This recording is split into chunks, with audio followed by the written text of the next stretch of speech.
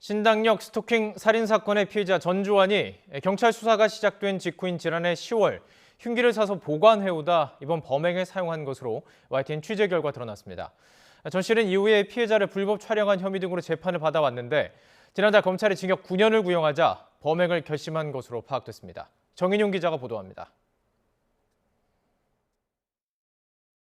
신당역 스토킹 살인 혐의로 신상이 공개된 31살 전주환의 죄명은 특정범죄 가중처벌법상 보복 살인입니다. 신고나 소송에 앙심을 품고 범행을 저지를 때 적용되는 혐의입니다. 피해자한테 하실 말씀 없으세요? 죄송합니다. 범행 계획한 거세요?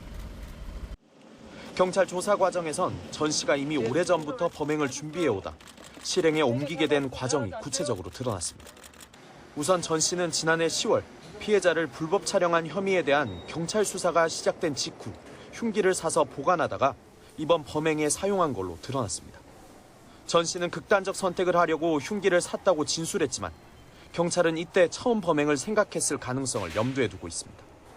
이후 전 씨는 올해 1월 스토킹 혐의로 추가로 고소를 당했고 지난달 18일 결심 공판이 열렸습니다. 이때 검찰이 징역 9년을 구형하자 전 씨는 결국 범행을 결심한 거로 파악됐습니다. 전 씨는 선고 공판 때까지 합의가 안 되면 자신의 인생도 끝나니 피해자도 살해하겠다고 마음을 먹었다고 경찰에 진술한 거로 알려졌습니다.